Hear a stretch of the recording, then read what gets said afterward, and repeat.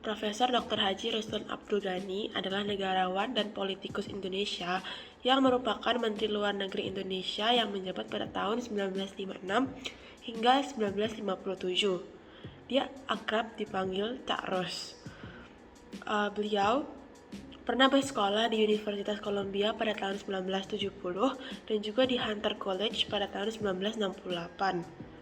Beliau lahir di Surabaya pada 24 November 1914.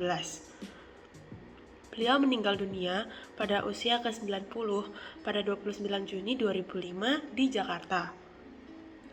Beliau juga sempat dipercaya menjadi Duta Besar RI di Perserikatan Bangsa-Bangsa atau yang biasa dikenal dengan PBB pada tahun 1967 hingga 1971 dan juga menjabat sebagai Ketua Tim Penasihat Presiden mengenai Pancasila selama 20 tahun sejak 1978.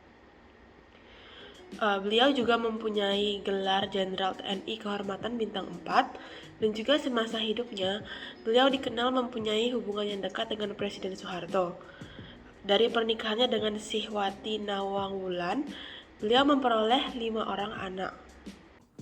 Selama bulan Oktober 1945, banyak pasukan Inggris mendarat di Pulau Jawa.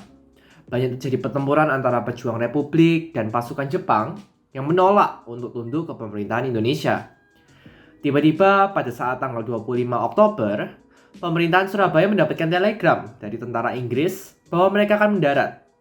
Pemerintah Surabaya sudah memberikan peringatan, tetapi Inggris tetap tidak menghiraukannya dan mengatakan bahwa mereka akan mengambil air. Setelah mereka mendarat, Ruslan Abdul Ghani sebagai penengah atau bisa disebut sebagai negosiator bernegosiasi dengan petinggi-tinggi Inggris termasuk Jenderal Malabi.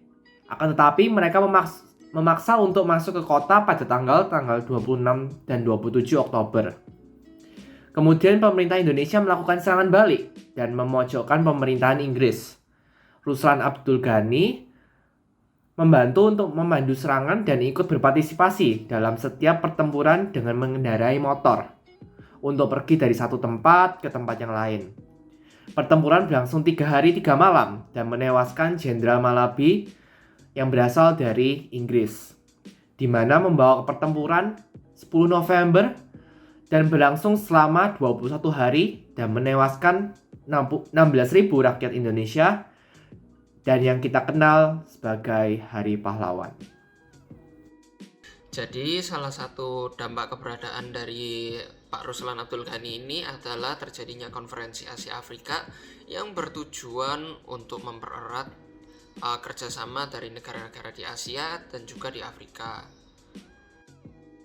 Selanjutnya adalah pandangan masyarakat tentang Ruslan Abdul Ghani.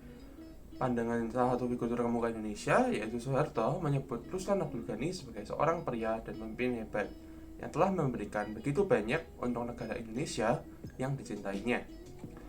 Susilo Bambang Yudhoyono juga mengenang beliau sebagai seorang pemimpin yang tidak pernah mengenang dan mengatakan hal-hal buruk tentang orang lain.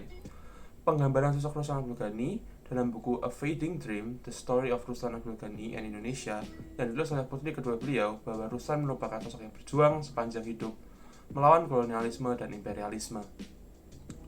Mengenai pandangan dari para masyarakat umum, dengan besarnya jasa yang telah beliau lakukan bagi Indonesia, pastinya masyarakat menghargai dan menghormati sosok Ruslan Abdul Ghani.